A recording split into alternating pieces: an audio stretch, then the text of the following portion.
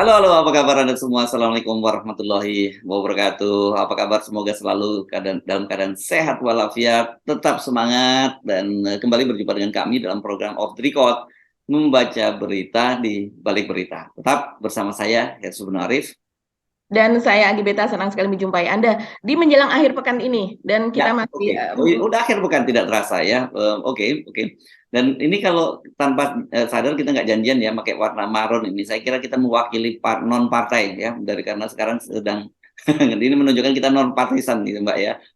iya, iya, iya, iya. Kita Nah, punya partai sendiri, Mas yes, Ensu. oke, kan kalau kuning nanti apa asosiasinya, kalau biru apa, kalau merah apa gitu. Kita merah marun gitu. Jadi Ya, mencerminkan kehangatan begitu ya kira-kira. iya, mencerminkan partai 0%. Ya. 0%. Oke.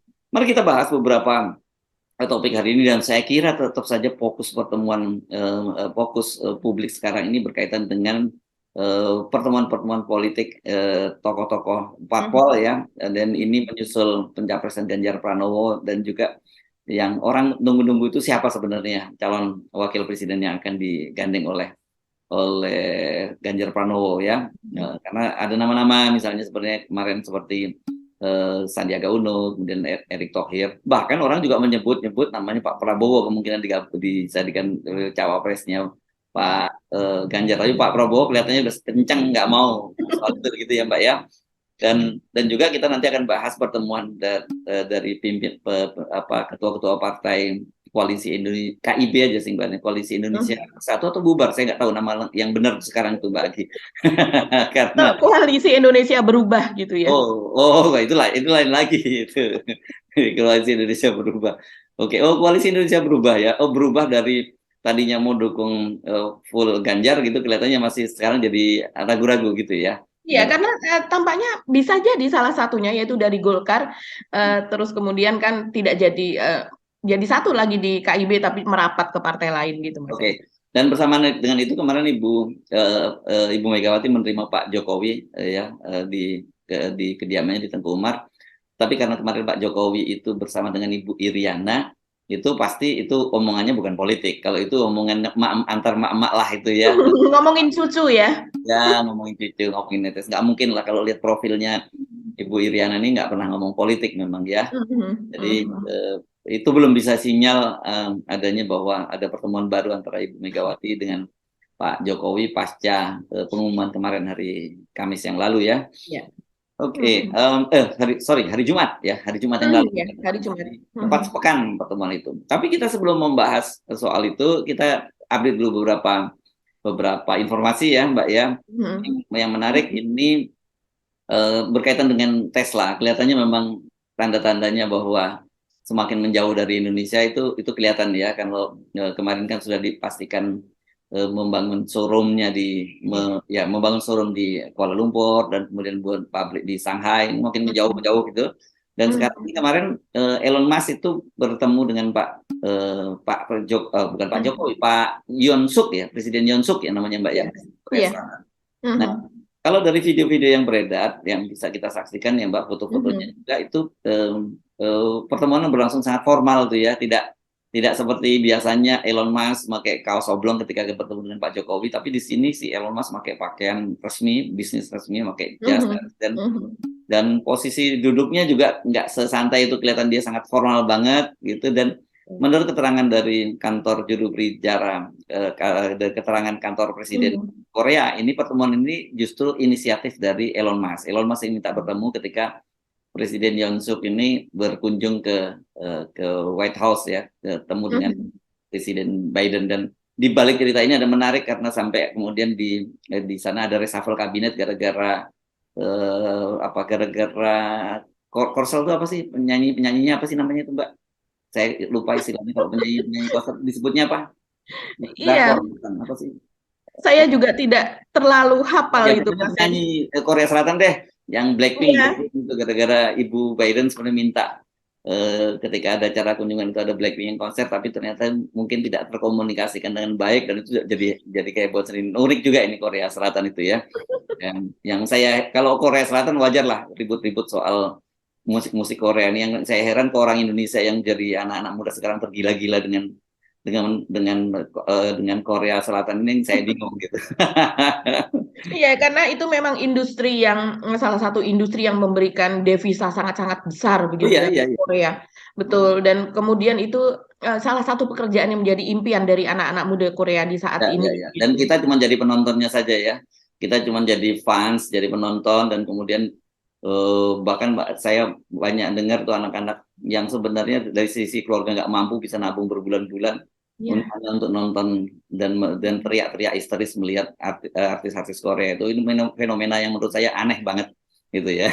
Iya, jadi desain dari Korea Selatan kalau seandainya dia sudah menginginkan sesuatu, memang mereka total fight gitu ya untuk mewujudkan itu. Seperti kita melihat juga misalnya soal KPK-nya Korea Selatan, kalau seandainya kita lihat itu kan memang betul-betul luar biasa Mas Hersu Hmm. ketika dibentuk KPK, terus kemudian menangani berbagai korupsi di situ agar industri itu bertambah maju begitu kan. Tentu kaitannya dengan ekonomi biaya tinggi dan ternyata itu dikerjakan dengan sangat-sangat luar biasa. Yes. Jadi wajar kalau seandainya kemudian Elon Musk itu apa ya istilahnya kalau di sini tuh menginginkan kerjasama yang betul-betul serius dengan Korea Yes, Selatan. oke. Oke, saya baru ingat namanya K-pop gitu ya. Oh, Oh, K-pop. K-pop ya. Ya harusnya Indonesia juga seperti itu, jangan hanya jadi konsumen seperti itu, jangan hanya jadi follower atau jadi apa fans dari K-pop, harusnya industri musik Indonesia sendiri yang harusnya dibangkitkan kan begitu ya. Iya, iya, iya. Dan sebenarnya misalnya orang Indonesia sendiri, Malaysia dan sebagainya, Indonesia itu memiliki potensi yang sangat luar biasa. Pemusik-pemusik kita untuk menciptakan lagu yang betul-betul lagu gitu dengan aransemen, tidak seperti aransemen atau lagu-lagu di Korea itu yang sangat-sangat bernuansa industri gitu, Mas Hersu.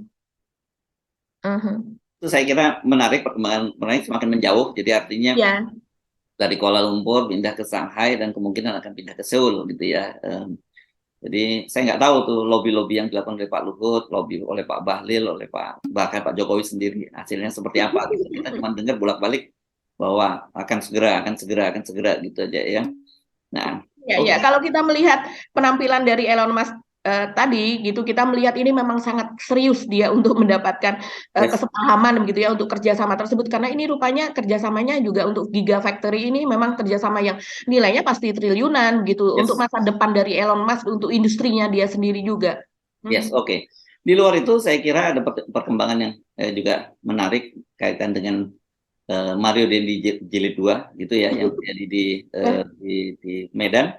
Gitu. mhm. Tapi kalau menurut saya versinya ini Mario Dendi Jilid 2 tapi lebih sadis gitu karena kalau kalau kemarin itu kan kalau di kasus Mario Dendi itu yang terlibat kekerasan itu kan hanya anaknya ya. Kalau di sini Mhm. ini kan terlibat itu adalah bapaknya yang membiarkan anaknya malah mendorong anaknya terus Betul. melakukan melakukan penganiayaan terhadap eh, Mhm. Ken Admiral gitu dan Mhm. kemudian kasus ini kenapa disebut Mario Dendi dari kasus ini kemudian terungkap gitu. Kalau ini langsung yang gaya hidupnya itu bapaknya gitu yang Mhm. motor gede, mobil mewah dan juga perilaku bengis juga bapaknya ini kan pernah terjadi juga dia melakukan penganiayaan. Jadi Betul. ini like father like son lah ini dalam kasus Mhm. di mana di Sumatera Utara dan Mhm. ternyata ini juga menarik profilnya harta kekayaannya itu ternyata luar biasa besar sehingga Mhm. sampai dibekukan oleh PPATK ya dan Iya. PPATK rupanya sudah lama mengendus sebelum Mhm. kasus ini bahwa ada rekening transaksi rekening yang tidak sesuai dengan profilnya seorang AKBP itu. Mhm. Iya, dan kemudian perkembangan terbaru nilai dari aset tersebut yang dimiliki oleh Akhiruddin Hasibuan ini ternyata menurut LBH Medan gitu diperkirakan sekitar 50 miliar. Ini luar biasa sekali, ini hampir sama dengan Rafael waktu itu ya juga sekitar. Laporan harta kekayaannya kalau Rafael ya. Iya, iya betul. Ini asetnya sekitar segitu begitu. Salah satu bisnis yang kemudian sekarang sudah terungkap dan sedang diselidiki ini luar biasa. Kemudian Pertamina juga ikut turun itu adalah tempat penimbunan solar bersubsidi begitu ya Mas Hersu. Ini kan luar biasa. Ini Polrestabes di sana, terus kemudian Poldanya juga begitu kan. Ini kan hampir di seluruh Indonesia ini memburu begitu ya para penimbun solar begitu ini yang menyebabkan solar terjadi kelangkaan apalagi ini solar bersubsidi memang yang untuk dilakukan oplosan biasanya kan di situ dan ternyata ini pelakunya malah justru dari kepolisian sendiri begitu dan kemudian ini saya yang mengherankan ini tentunya Mas Erzu ini kepolisian juga pasti akan berhati-hati tapi kita kawal terus karena ini letaknya ada di tengah kota begitu tidak jauh dari rumah Akhiruddin itu sendiri kan kemarin ada siaran langsungnya juga ketika dilakukan penggeledahan dan kemudian diketahui lokasi dari penimbunan tersebut, dan ada juga diwawancarai dengan warga sekitar dan ternyata mereka sudah resah itu sudah lama karena memang bau dari solar itu menyebabkan polusi udara sehingga bau solar itu merebak di pemukiman sekitarnya dan mereka ketakutan kalau seandainya terjadi sesuatu, misalnya terjadi kebakaran atau meledak dan sebagainya, maka itu akan menjadikan sesuatu yang fatal untuk daerah tersebut. Dan kita ketahui bahwa usaha semacam warung saja, misalnya orang membuka minimarket itu saja harus dengan tanda tangan lingkungan begitu kan, kalau seandainya itu resmi. Ini tempat penimbunan solar yang dimana di situ ada tangki, itu kemudian di situ ada mobil box. Katanya kalau malam hari itu ada wirawiri begitu ya kegiatan untuk tempat penimbunan tersebut. Ini kenapa selama ini dibiarkan gitu?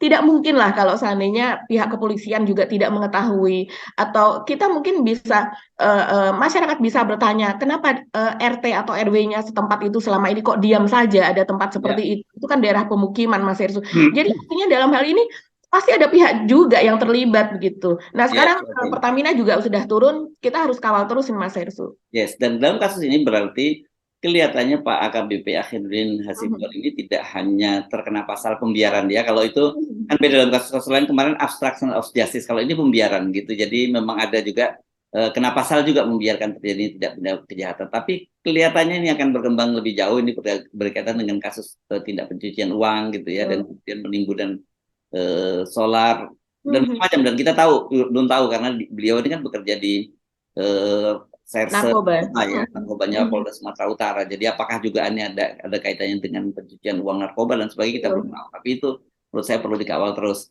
Kemudian perkembangan yang lain ini soal ini ya, soal saya kira BRIN, Tangerang ya. ya BRIN masih terus berjalan. Dan Mhm. kemarin dia sudah dinyatakan memang bersalah dalam soal kode etik, tapi Mhm. hukumannya apa itu masih menunggu sepekan lagi ya. Sepekan lagi itu dari kemarin ya, bukan bukan sepekan lagi dari sekarang ya, dari hari Rabu ya. Jadi artinya Mhm. Rabu depan itu berarti tanggal berapa? Tanggal 20 berapa ya? 29 atau berapa? Enggak ya, tanggal berapa? Saya lupa. Pokoknya Rabu depan lah ya. Iya, Sekarang sudah masuk Mei berarti. Mhm. masuk Mei ya. Nah, Mhm. itu akan ada putusannya seperti apa. Tetapi yang Mhm. paling menarik sekarang justru Muhammadiyah itu mulai mempersoalkan Pak Thomas Jamaluddin gitu ya, Iya. yang dianggap Mhm. Profesor Thomas Jamaluddin karena sebenarnya eh, keributan ini muncul dari unggahan status dari Pak Thomas Jamaluddin yang kemudian Mhm. ya, ketika diteliti lebih jauh memang ini rupanya bukan bukan barang baru, ini udah cerita lama, sejak lama konsisten gitu Pak Thomas Jamaluddin itu terus Mhm. mempersoalkan soal wujudul hilal yang dilakukan oleh Muhammadiyah gitu, atau teori hisab yang menurut dia Betul. sudah Mhm. kadaluarsa gitu ya Mbak ya. Mhm. Iya betul sekali Mas Hersu. Jadi rupanya ini sangat-sangat konsisten. Pak Thomas Jamaluddin ini, bahkan itu kalau seandainya saya melihat itu ada orang atau netizen itu di Twitter itu yang kemudian Mas Hersu dia sampai menghitung dari sejak tahun 2010. Oh, Dia tuh tabel gitu ya, sampai tabelnya iya, ada ya. sampai membuat tabel dan kemudian dia mengatakan kurang lebih ini singkat saja ya. Sebenarnya Anda punya dendam apa dengan Muhammadiyah, Profesor Thomas Jamaluddin? Dia menanyakan demikian. Belasan tahun Anda produksi narasi yang sama, tendensius dan sudutkan Muhammadiyah sejak 2010 di blog. Jadi waktu itu mungkin Twitter belum ada, orang menulis itu di WordPress di blognya masing-masing begitu. Dan kemudian dia katakan juga sejak 2010 Anda menulis lebih dari 70 artikel kata ego gitu. Kata ego organisasi kan dia mengatakan seperti itu, ego organisasi merujuk kepada keberadaan Muhammadiyah. Ratusan kata wujudul hilal yang dia biasa katakan itu sebagai usang, dan Anda itu pegawai BRIN ASN, apakah ini disengaja gitu. Terus kemudian datanya yang lebih lanjut itu Mas Hersu adalah dia sebutkan datanya ini uh, tetap merasa benar. Padahal sejak 2010 Anda produksi 18 artikel dengan konten yang berisi 65 kata ego organisasi, 10 artikel berisi 22 kata kesalahan pemahaman dari Muhammadiyah, 22 artikel dengan 136 kata membahas Muhammadiyah, 21 artikel dengan 453 kata terkait wujudul hilal yang dia biasa katakan usang itu. Wah, ini terencana sih. Ini luar biasa ya. Netizen ini bahaya Mas Hersu. Mereka bisa demikian rinci gitu membuat data-data seperti itu. Jadi memang ada tendensi begitu ya diduga ya Pak Thomas Jamaluddin itu, karena itu dia dilaporkan juga dan bahkan mereka tim kuasa hukum Muhammadiyah ini sudah bertemu dengan Pak Laksana Trihandoko ya, Kepala BRIN, dan katanya Kepala BRIN berterima kasih atas masukan itu dan akan menindaklanjutinya gitu ya. Iya, Oke. iya, betul Mas Hersu. Dan kemudian memang bertemu untuk meminta dari PP Muhammadiyah meminta agar keduanya itu dipecat begitu dari BRIN. Sementara ini kasus pidananya juga masih berlangsung. Dan kemudian dari Karopenmas Mabes Polri juga mengatakan bahwa ini akan ditarik ke Barreskrim Polri dari 3 Polda, di mana ada 3 laporan, yaitu Polda Jatim, Polda Kalimantan Timur, dan juga Polda DIY. Ini luar biasa. Tapi lebih baik daripada dia mencar-mencar di mana-mana. Jadi Yes. ini lebih serius. Jadi 2 orang itu, Andi Pangerang dan juga Pak Thomas Jamaludin. Yes, Pak Thomas nggak bisa ngeles ya dengan hanya dia menyatakan minta maaf saja karena buru-buru ketika Betul. kemarin kasus Pak Thomas eh, em, buru-buru minta maaf. Jadi saya kira ya dihadapi saja Pak Thomas, ini kan Ya. konsekuensi dari sikap Anda yang saya kira ya kemudian mungkin Anda tidak menduga kalau dampaknya seperti ini. Tapi Mhm. sebagai seorang profesor, saya kira Pak Thomas cukup paham lah bahwa ini Mhm. isu sangat sensitif yang bisa membelah persatuan umat gitu, terutama ya itu yang Betul. berbahaya kan, menghadap-hadapkan dua organisasi besar ini antara NU dan Muhammadiyah. Mhm. Meskipun Pak Thomas ketika Ya. ditanya oleh wartawan, ditanya oleh netizen apakah dia itu anggota NU, dia menyatakan dia bukan Mhm. warga Nahdliyin lah gitu ya, yang disampaikan oleh Pak Thomas. Oke, Mbak Gita, ini kasus yang akan menjadi masih running story, Mbak. Mari kita Mhm. masuk ke topik utama kita berkaitan dengan Pilpres ini ya.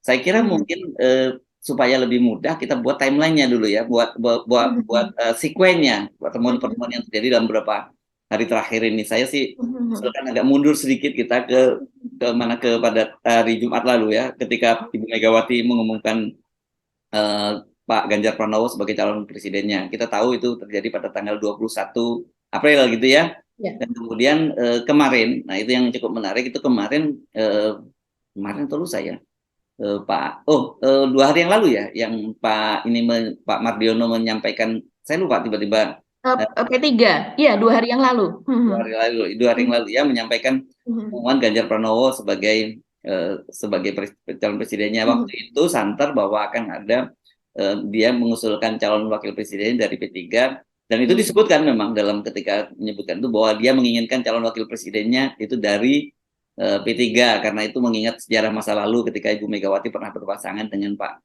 Hamzahas gitu. Mhm. Tadinya orang Mhm. menduga itu akan diumumkan nama Sandiaga Uno yang sudah pamit dari Ya. Gerindra, ternyata tidak kan gitu. Mhm. Tapi kemarin itu terjadi pertemuan juga antara Ganjar Pranowo dan Pak Sandiaga Uno gitu di Mhm. Semarang gitu. Dan yang kali ini kayaknya jadi comblangnya bukan Pak Jokowi tapi anaknya Pak Jokowi, Gibran gitu, yang masuk pasangan ya Mbak ya.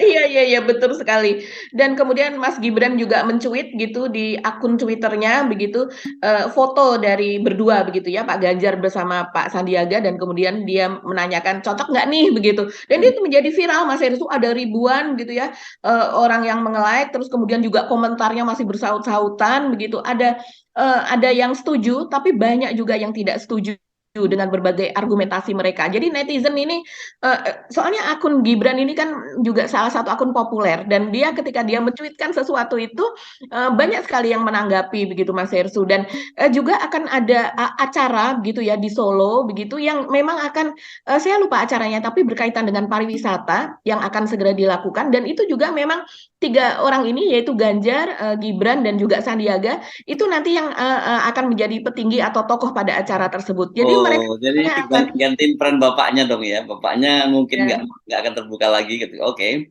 Mhm. Itu pertemuan kemarin, dan yang menarik kemarin seperti saya sebut tadi, Pak Jokowi dan Ibu Iriana itu soan ya ke rumah Ibu Megawati. Saya kira Mhm. ini mungkin untuk menepis isu-isu bahwa ada ketegangan di antara mereka kan begitu. Mhm. Dan tadi malam itu berlangsung 2 pertemuan yang cukup menarik ya, yang saya kira tadi sempat kita singgung juga bahwa KIB itu bertemu ya setelah Pak Mardiono mengumumkan pencalonan Ganjar Pranowo itu, dan tapi tetap saja Pak Erlangga menyatakan membantah bahwa Indonesia itu koalisi Indonesia Bersatu itu tidak pecah gitu, Mhm. walaupun yang satunya mengusulkan Ganjar. Ya, nah, kalau tidak pecah berarti kan Pak Zulkifli Hasan dan juga Pak Erlangga Mhm. setuju dong dengan pemilihan calon presiden itu, padahal sementara terutama dari Golkar sejak awal menyatakan bahwa Pak Erlangga Hartarto itu harga mati kan, hingga sampai Betul. sekarang kenapa KIB itu belum mengumumkan calon presidennya seperti yang didesak-desak oleh Pak Jokowi itu karena P3 yang belum sepakat.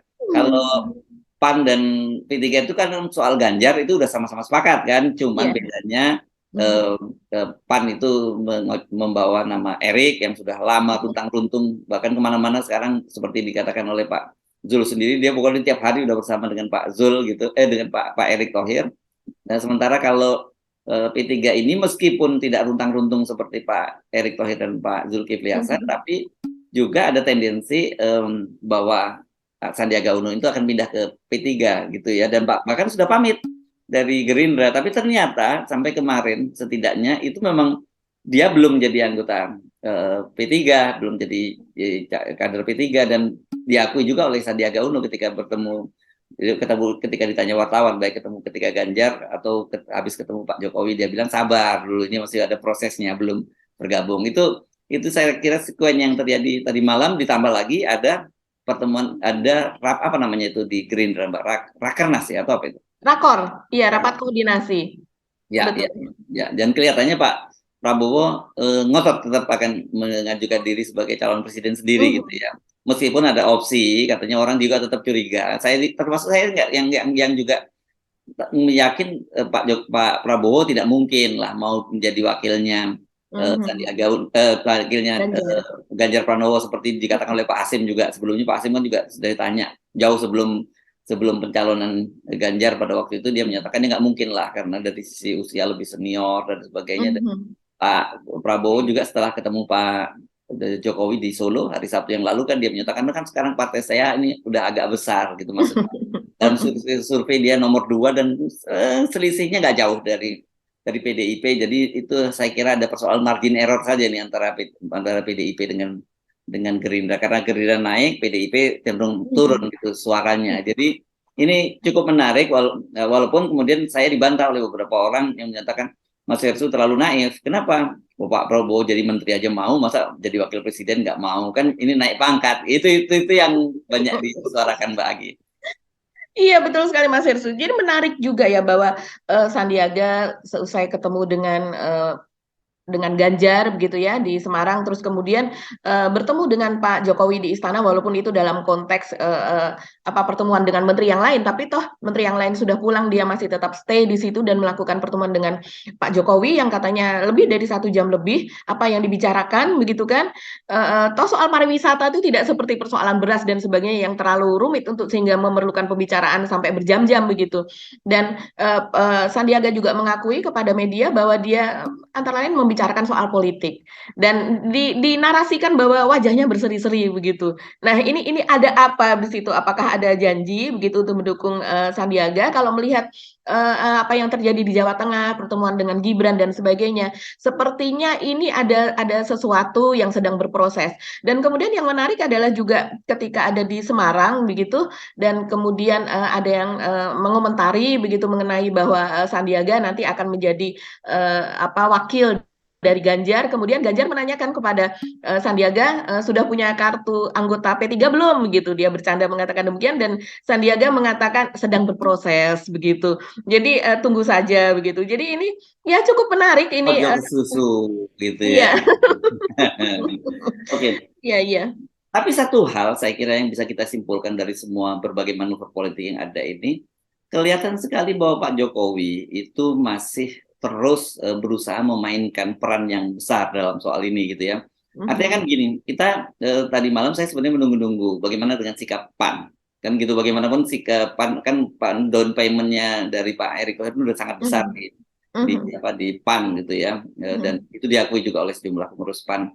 Jadi saya kira tetap saja bagi Pak Zul itu kan dia menyatakan bahwa soal calon presidennya kita pokoknya ikut arahannya dari Pak Jokowi. Jadi kira-kira Pak Jokowi mau A ya A. Jadi sebenarnya kalau kemudian kita mendengar katakanlah keputusannya Ganjar yang didukung oleh PAN, ya kita bisa menduga bahwa itu adalah keputusan dari Pak Jokowi. Bukan menduga, ya udah pasti karena itu dikonfirmasi lebih awal oleh Pak Zul gitu. Tapi kan sampai kemarin belum. Dan kalau kemudian ternyata kemudian PAN itu mendukung Ganjar Pranowo dan Erick Thohir yang disodorkan oleh PAN, udah pasti itu yang disodorkan adalah Erick Thohir, nggak mungkin yang lain gitu. Betul. Itu berarti artinya Pak Jokowi masih berusaha untuk berebut pengaruh di sekitar Ganjar Ya. dengan bersaing dengan Ibu Megawati kan begitu ya Mbak ya. Mhm, Tetapi mhm. kalau kemudian ternyata PAN itu tidak mendukung Ganjar, ya berarti Pak Jokowi tidak lagi berharap terlalu besar kepada Ganjar dan dia mencoba mengalihkan pilihannya ke tempat lain, apakah kepada Pak Prabowo.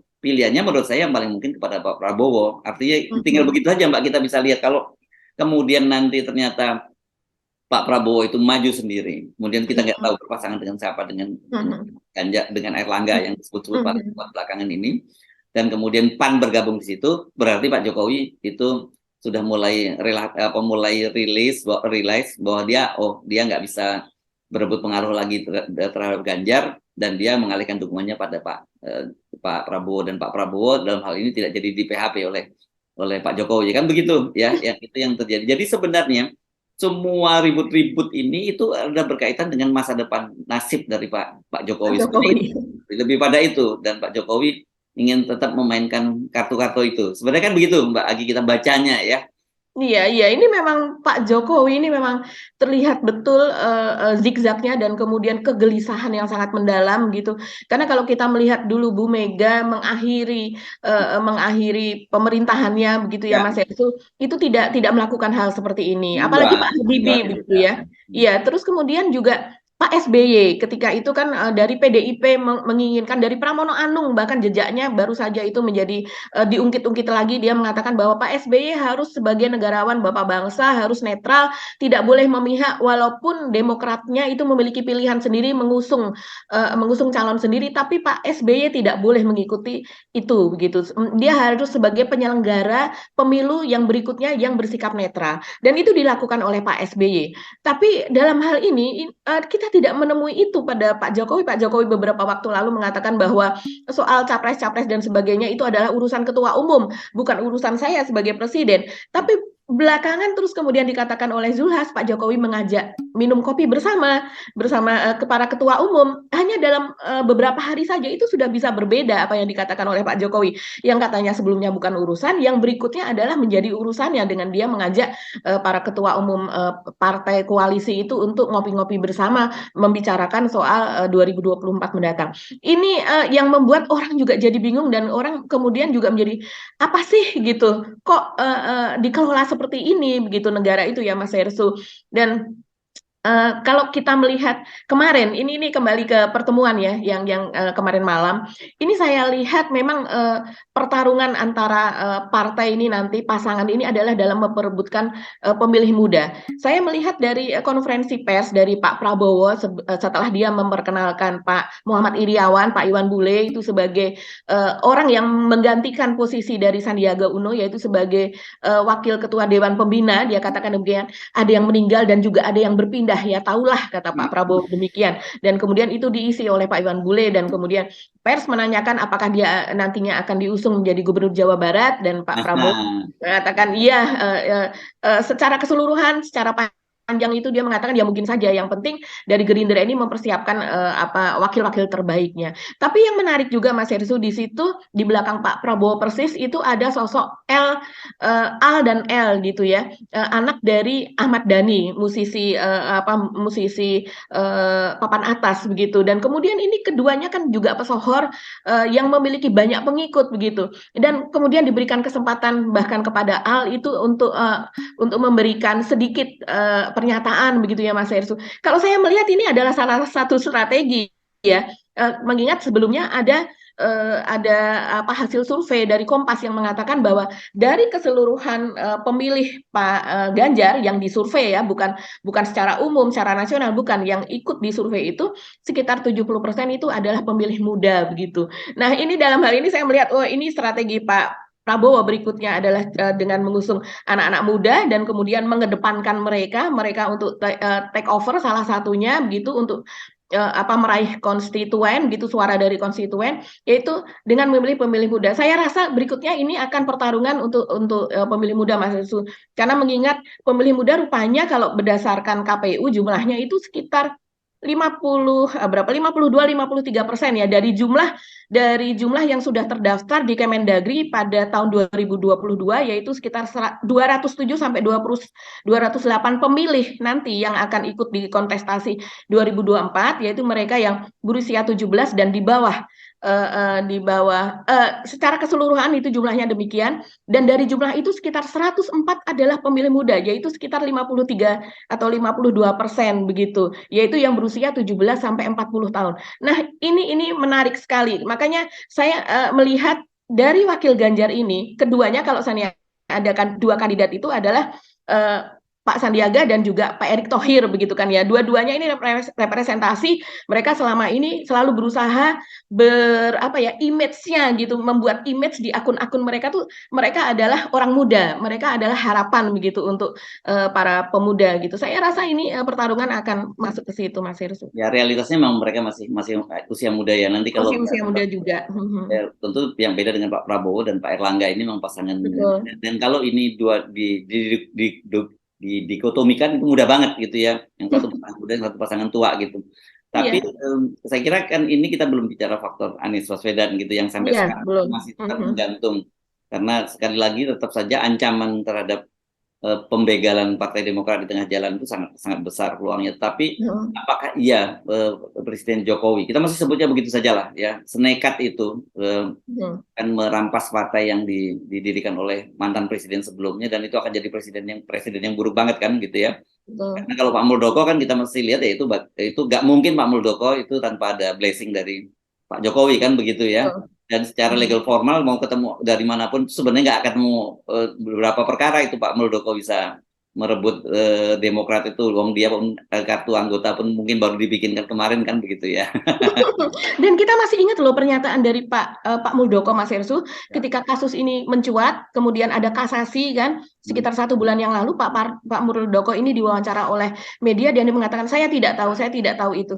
Kok sepertinya itu seperti spontan gitu. Jadi seolah-olah dia ada di luar skenario itu gitu. Walaupun setelah berikutnya memang dia kalangan dari inner circle dari Pak Muldoko ini mengakui bahwa memang ini sedang berproses di sana. Tapi dia sendiri sepertinya menghindari untuk membicarakan soal tersebut begitu. Iya Jadi dong. ya saya seperti melihat Pak Muldoko ini seperti kayak di using begitu ya lewat jalur itu. Padahal mungkin setidaknya sekarang kan nama Pak Muldoko ini menjadi buruk begitu Mas Hersu, karena seolah-olah memang dialah otaknya begitu, walaupun mungkin ada orang di belakang dan beberapa pengamat mengatakan bahwa itu kemungkinan besar, dan bukan kemungkinan besar tapi bisa dipastikan itu adalah Pak Jokowi yang menginginkan hal tersebut. Ya. Dan saya kira Pak, bagaimanapun juga Pak SBY sebagai pernah menjadi presiden RI juga tidak akan tinggal diam ya. Karena ini jahat sekali kalau sampai itu terjadi. Bukan hanya menggagalkan pencapresan Anies, tapi sekaligus merampok Partai Demokrat. Artinya itu akan terjadi banyak pengangguran pengangguran banyak sekali yang terjadi. Semua pengurus yang ada sekarang itu akan akan diganti oleh Pak Muldoko kalau itu terjadi kan begitu. Saya kira sebenarnya kalau kita lihat benang merahnya itu Mbak dari berbagai peristiwa politik dalam beberapa hari terakhir ini adalah satu sinyal bahwa Pak Jokowi itu belum menyerah untuk terus melanggengkan kekuasaannya, baik itu melalui penundaan pemilu maupun yang sekarang yang terbaru tentu saja melalui proksi-proksi yang dia atur sana sini agar bisa memenangkan Pilpres 2024. Dan kita menunggu juga ya, menunggu zigzag dari Pak Prabowo nih, yang sebelumnya di PHP bagaimana, karena ada kemungkinan ini Pak Erlangga memang betul akan merapat kepada Pak Prabowo gitu. Dan kalau akhirnya Pak Prabowo juga akhirnya tunduk dan kemudian menjadi wakilnya Ganjar Pranowo, ya kita udah tahulah kelasnya seperti apa kalau udah sampai situ ya. Tapi kita berharap tentu tidak seperti itu, karena ini pertarungan terakhir dari Pak Prabowo dan dignity beliau sebagai seorang jenderal pasukan tempur, politisi yang cukup, itu kan saya kira jauh di atas itu semua, kalah dengan pragmatisme politik itu. Walaupun sekali lagi ini bukan saya yang bicara, tapi saya selalu diingatkan Mas Hersu terlampau overestimate terhadap Pak Prabowo gitu. Mudah-mudahan sekali ini dugaan saya benar gitu ya, tidak salah lagi tentang Pak Prabowo. Gitu ya Mbak Agi ya. Iya, iya, iya, Mas Irsu, satu lagi. Kalau Pak Jokowi sudah menemui Ibu Mega, kapan Pak Prabowo menemui Ibu Mega ini ya? Nah, oke, kita tunggu Oke, kita saja tunggu. ya. Kalau kemudian Pak Prabowo bertemu dengan Ibu Megawati ya sudah tanda-tandanya jelas gitu ya. Oke, ya, dan ini Oke. jadi bukan batu tulis lagi ini apa jadinya ya? Batu tidak tertulis. Oke, Mbak Ging, kita mesti ngakhiri perbincangan kita kali ini. Sampai ketemu lagi eh, pekan depan ya, bukan Ya. ya. Tetap semangat, tetap kalau kita selalu kawal dengan 0% bagi ya. Saya Arif Arif. Dan saya Gibeta, terima kasih atas perhatian Anda. Tetap salam 0%. Wassalamualaikum warahmatullahi wabarakatuh. Waalaikumsalam warahmatullahi wabarakatuh.